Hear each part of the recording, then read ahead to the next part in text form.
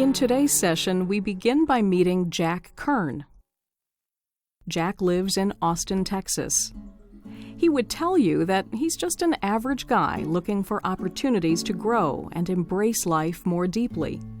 When he retired, he found new doors opening. I began to teach English as a second language, ESL. And so that put me in direct relationship with people who were very different from me. Different economically, different culturally, different with language, had been raised differently and had different life experiences. As new doors opened, Jack's awareness of disturbing truths deepened. He could no longer look past these realities as he once had. That half of the people in the world live in poverty and less than $2 a day. And that's, like, you can hear that statistic and it's almost like you can't comprehend it. Half the people in the world live on less than $2 a day.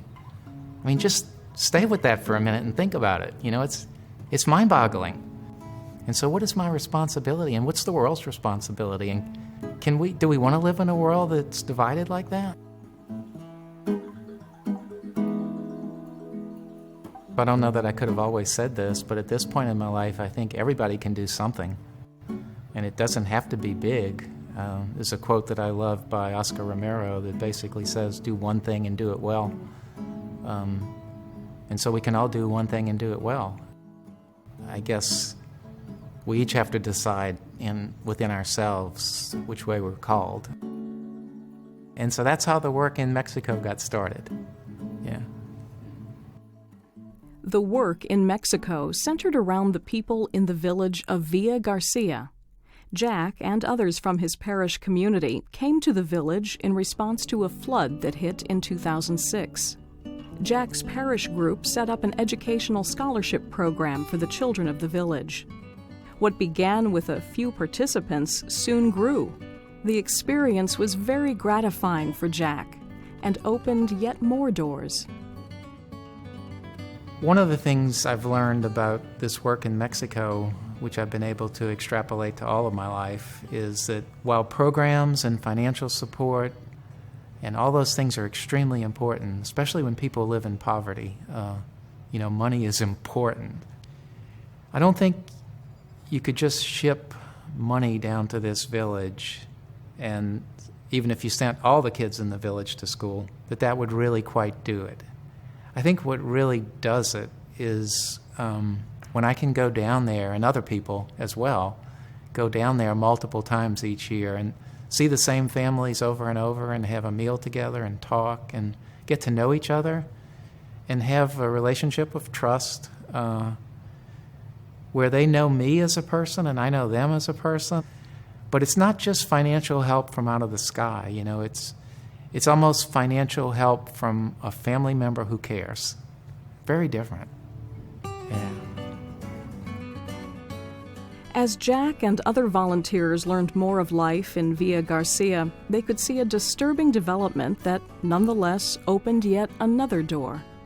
People had been weaving for hundreds of years in this village. And there was a time when they were actually shipping a truckload of weavings out of the village down primarily to the border. And there was a store in El Paso in particular who took a large amount of the inventory from Villa Garcia and sold it in the United States primarily.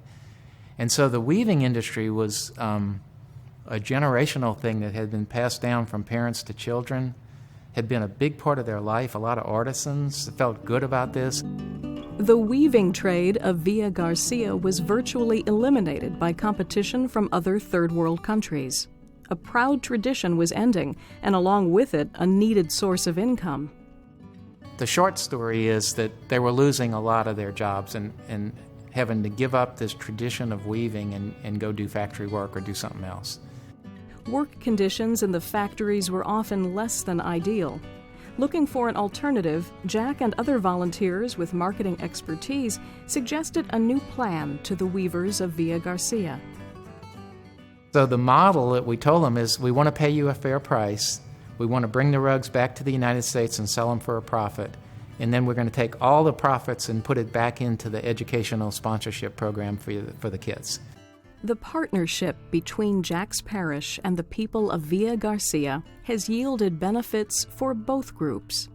As for Jack Kern, he prizes what the villagers have given him. They taught me about, in the end, it's not about programs, it's about relationships.